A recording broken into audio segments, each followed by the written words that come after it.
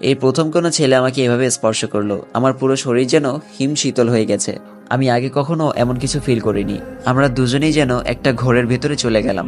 আমার রুমটা গোলাপের সুগন্ধে ভরপুর। দুজন দুজনের দিকে তাকিয়ে আছি এক পলকে। হঠাৎ করে জানি না আমার কি হলো, আমি ওকে ধাক্কা দিয়ে কিছুটা দূরে সরিয়ে গিয়ে শাড়িটা নিজের শরীরে পেঁচিয়ে নিলাম ভালোভাবে। শুভ হাহা করে হেসে দিল। সে যদি বলল, হাসছেন কেন? শুভ বলল, তুমি শাড়ি পরতে পারো না? এটা তো আমি জানতাম না। সে যদি বলল, পারি না বলিনি, তবে পারি সেটাও বা কখনো বলেছি? আমি এতদিন কখনো শুভকে ঠিক করে দেখিনি। ও আসলে অনেক সুন্দর। সাদা ধবধবে, গায়ের রং 6 ফুট মতো লম্বা হবে, একদম সিনেমার হিরোদের মতো। রাফিনের চাইতে বেশি ছাড়া কম সুন্দর না ও। আজকেও একটা নীল রঙের পাঞ্জাবি পরেছে। আমার শাড়িটাও নীল। অনেক সুন্দর লাগছে ওকে। প্রতিটা মেয়ে তার জীবনের ঠিক এমন একজন পুরুষকে কল্পনা করে। আমি হয়তো লাকি, হয়তো। জানি না আমি কখনো শুভকে ভালোবাসতে পারবো কিনা। শুভ বলল, সেজুতি কি ভাবছো এত? এই সেজুতি। সেজুতি বলল, না না কিছু না। শুভ বলল, সেজুতি একটা পারমিশন চাইবো, দিবে? সেজুতি বলল, কি? শুভ বলল, তোমার শাড়িটা যদি আমি পরিয়ে দেই? সেজুতি বলল, আপনি? সেটা হয় না।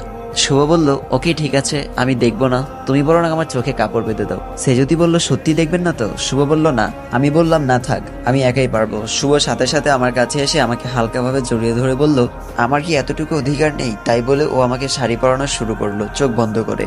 আমি আর বাধা দিলাম না।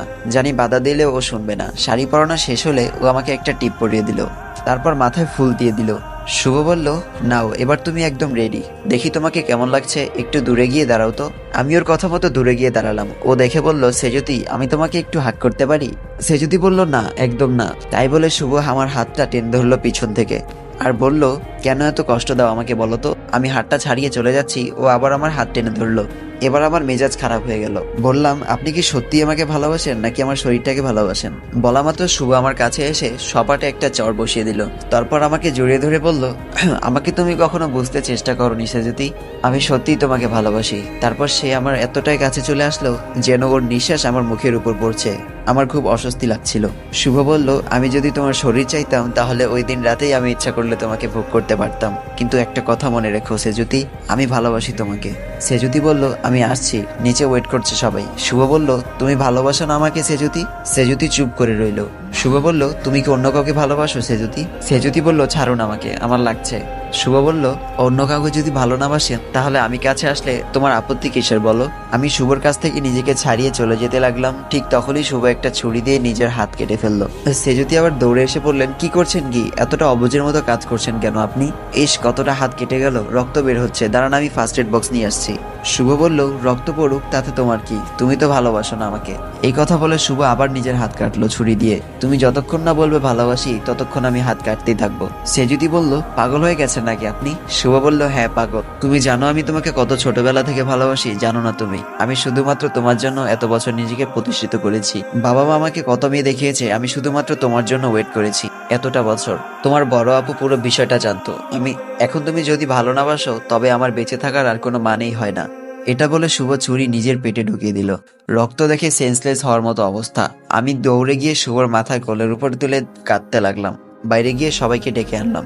সবাই মিলে দরাদরি করে শুভকে হসপিটাল নিয়ে গেল। শাড়িটা মনে হয় আমার শরীরে নেই। জানি না, কিছু মাথায় কাজ করছে না আমার। এদিকে সবাই আমাকে দোষারোপ করছে যে আমার জন্য আর শুভর এই অবস্থা। আমার জন্য আজ এই শুভ অনুষ্ঠানে বাধা পড়লো। চারিদিকে সবাই এসব বলছে। উফ, মাথাটা ফেটে যাচ্ছে। চারদিকের এত চাপ সইতে না পেরে আমি সেন্সলেস হয়ে পড়লাম হসপিটালের ভেতরেই। জানি না তারপর কি হলো। সেন্স ফেরার পর দেখলাম আমি নিজের রুমে শুয়ে আছি।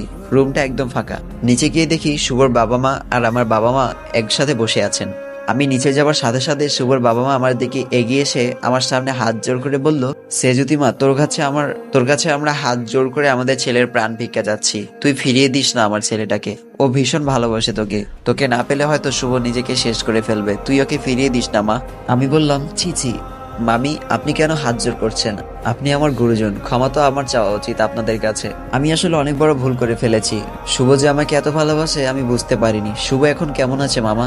আসাদ মামা বলল, অপারেশন সাকসেসফুল হয়েছে, ডক্টর বলেছে ভয়ের কিছু নেই। আমি বললাম, ঠিক আছে মামা, আপনারা চিন্তা করবেন না, শুভর সব দায়িত্ব আমার, আপনারা শুধু বিয়ের আয়োজন করুন।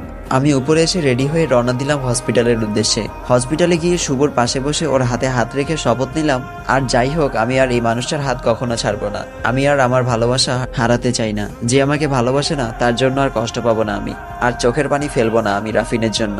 এবার থেকে আমি শুধু শুভকে ভালোবাসবো। আমি বুঝে গেছি এই মানুষটা আমার এক কথায় আমাকে পৃথিবীর সব সুখ এনে দিতে পারে। শুভ চোখ খুলছে হালকা ভাবে। ও চোখ খুলে আমাকে দেখেই বলল, এবার তুমি আমাকে ভালোবাসবে তো?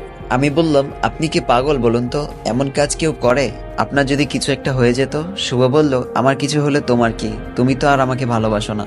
আমি শুভর হাতটা আমার মুখে বোলাতে বোলাতে বললাম, কে বললো ভালোবাসি না? আমি ভীষণ ভালোবাসি আপনাকে। শুভ বলল, তাহলে আপনি করে কেন বলছো?